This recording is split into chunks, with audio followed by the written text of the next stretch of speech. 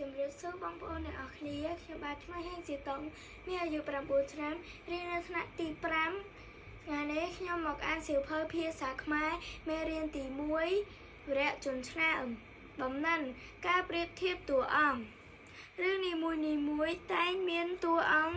តិចឬច្រើនតួអង្គនីមួយៗមានលក្ខណៈសម្បត្តិដោយឡែកពីគ្នា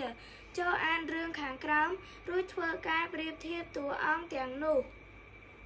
រឿងកល្យានមិត្តសុខុមនិងសាវុនជាកល្យានមិត្តរៀនថ្នាក់ជាមួយគ្នាសុខុមជាកូនអ្នកមានកេរមរតកដីស្រែច្រើនឯសាវុនជាកូនកសិករមានវង្សត្រកូលល្អថ្ងៃមួយគ្រួសារសុខុមបានលក់ដីស្រែមួយចំនួនបានប្រាក់យ៉ាងច្រើនខ្លាចជាអ្នកមានតាំងពីពេលនោះមកសុខុមមិនសូវនិយាយស្ដីរាប់រកសាវុនដូចមុនឡើយសាវុនឃើញបែបនេះក៏មិនប្រកាន់ខឹងនឹងសុខុមដែរសាវុននៅតែខិតខំប្រឹងប្រែងរៀនសូត្រជាធម្មតាចំណែកសុខុមវិញតែងដើរលេងស៊ីចាយសប្បាយហ៊ឺហាគេចវេះសាលារៀនជាញឹកញាប់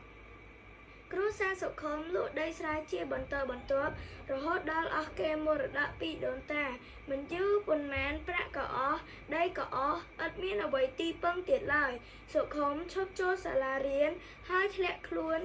ជាក្មេងប្រព្រឹត្តអំពើផ្ដេសផ្ដាសដែលសង្គមស្អប់ខ្ពើមថ្ងៃមួយសាវុនបានជួបនឹងសុខុមដោយចៃដន្យសាវុនភ្ញាក់ព្រឺតព្រោះនឹកស្មានមិនដល់ថាសុខុមមានសក់កន្ទ្រើងសម្លៀកបំពាក់រយាក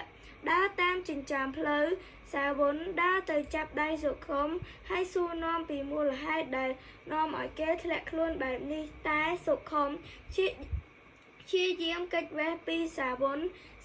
ព្យាយាមនិយាយណែនាំមិត្តឲ្យចូលសាលារៀនហើយកែខ្លួនមកប្រព្រឹត្តអំពើល្អវិញសុខុមមានចិត្តរីករាយដោយសាវុនមិនប្រកាន់ខឹងនឹងខ្លួនហើយក៏យល់ព្រមធ្វើតាមសាវុនដែលជាកល្យានមិត្ត